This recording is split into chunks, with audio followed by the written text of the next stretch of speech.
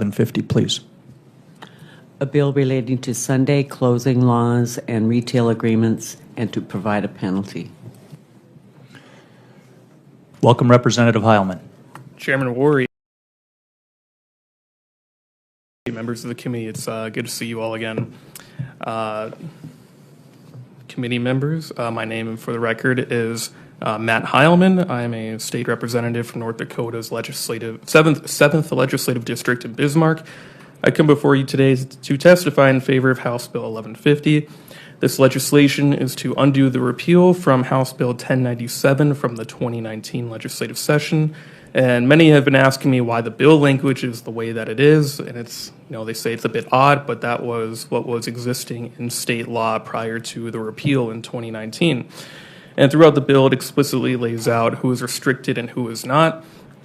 And another good question I've been getting a lot is what prompted me to bring this bill forward. Usually you wouldn't see something like this coming back to a legislature, but what prompted me to bring this legislation was an article by Father Dominic Bauk at the University of Mary. And he wrote an article in 2019 that I read earlier sometime last year. So this has been on my mind now for a while, but he just stressed how critical it is to have blue laws in general. And there's numerous benefits to having blue laws, and I'll address some of the criticisms as well. The first benefit to blue laws is rest and recovery.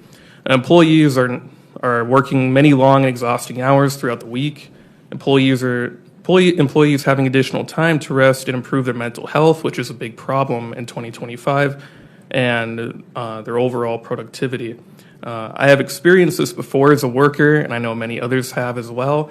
And I firmly believe that our purpose in life really goes beyond working and not knowing rest, which happens to a lot of retail workers. People have more time set aside to engage with their family members and engage in different community activities going on. I think we live in a culture that's so hyper-focused on capitalism, material wealth, and looking at things through purely an economic lens. And there are more important matters in life than just a balance sheet. And to be clear, I'm not against capitalism at all. It's benefited us a lot, but I'm just saying here today that there's a balance between work and leisure. The third benefit is for people who are religious. The bill lists the Sabbath as Sunday, or a person who in good faith observes a day other than Sunday as the Sabbath. I worked retail as my first job right after 16. I turned 16, I got a job almost immediately, and I worked retail before and after blue laws were repealed in 2019 here in the state. And anybody who's worked retail can tell you firsthand that just asking for different hours isn't that simple. I would ask, can I have Sundays off? And they're like, no, you can't, because then it affects other people's hours. And I say, can I have Sunday mornings off at least? And they're like, no, it still affects other people's hours, and that's kind of a burden on us as a business. And, I really don't think people should have to jump hurdles to practice their religion. It's unfair, unreasonable, and not charitable to tell employees to simply find another job or to deal with it. One of the other benefits of blue laws is to help address the workforce shortage. And this one may surprise you a little bit, but aside, from property tax and school choice, workforce shortage is probably the term I hear the most within these walls.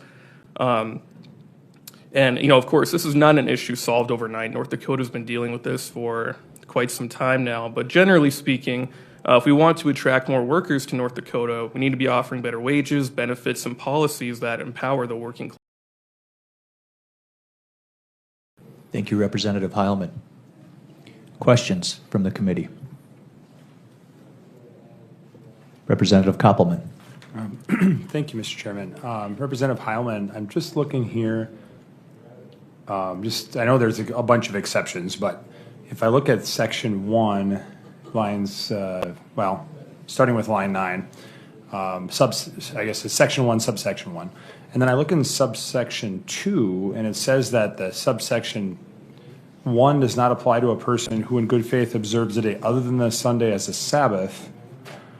So I can address that. Yeah, can you understand? What I'm trying to understand is what it means exactly. Right, and if the blue laws are faith-based in nature under the law, not in how people practice them, but under the law, and then if you're saying, well, a person who, let's just say, observes Saturday as their rest day or holy day, that then can they do work and have their business fully open on Sunday?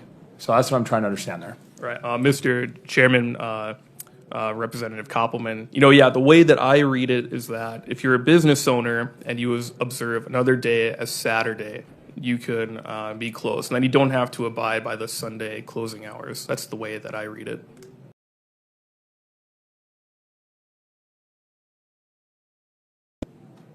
Mr. Chairman. So then if